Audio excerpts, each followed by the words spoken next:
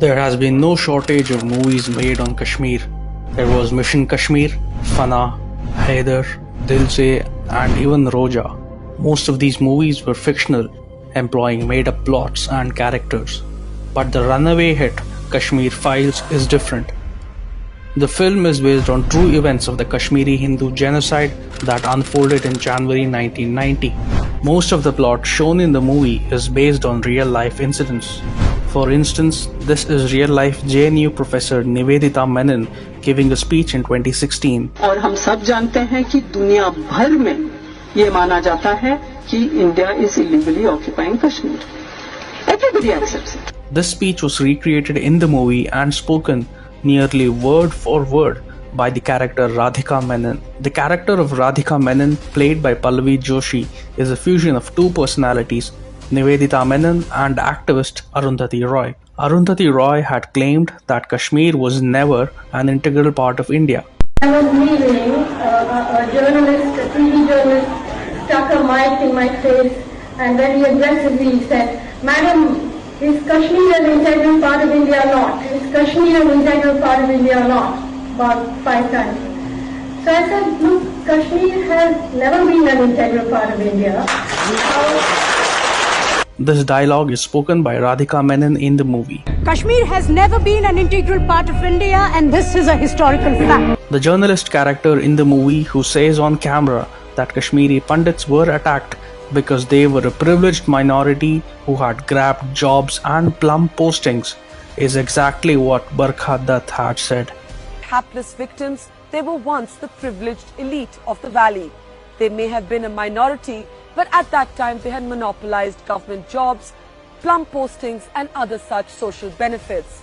In fact, the sharp economic disparity between the Pandits and the poor Muslim majority was one of the earliest reasons for popular discontent in the state. Another scene that bears a striking resemblance to a real-life incident is a portrait of Farooq Malik Bitta with Radhika Menon. In reality, Arundhati Roy had shaken hands with Yasin Malik, a terrorist accused in the murder of 4 IAF officials, which was again depicted in the film. But the terrorist depicted in the movie, played by Chinmay Mandlekar, is Farooq Ahmad Dar, aka Bitta Karate. The interview scene in the movie is based on Bitta's real interview, in which he shows no remorse in shooting down his own friend Satish Kumar Tikku, whom he alleges to have been a member of the RSS.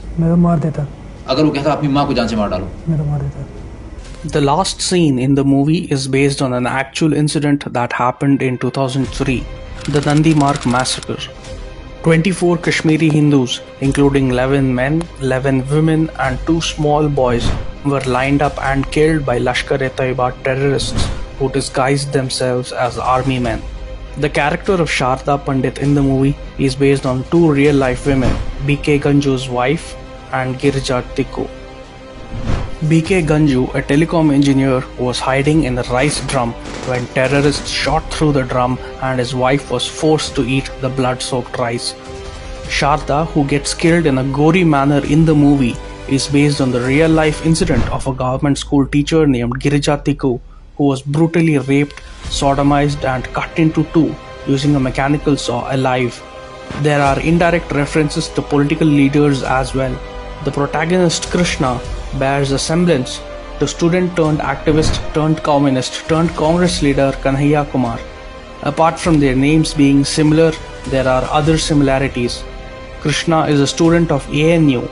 Kanhaiya was a student of JNU. Krishna runs for the president of ANU Students' Union. Kanhaiya was a president of the JNU Students' Union. In the film, there is a mention about a CM who plays golf and takes Bollywood actresses on a motorbike. It is a reference to Farooq Abdullah, the president of the National Conference, who is known for golfing in London and had taken yesteryear actress Shabana Azmi on a motorbike in Srinagar, and the leader who Radhika Menon takes a dig at, saying your current PM is very fond of Kashmiri Hindus and is wanting to resettle them in Kashmir, is none other than Narendra Modi. For decades, Indian audiences had seen only fictionalized portraits of Kashmir on the big screen. With the Kashmir Files, they're finally seeing the truth.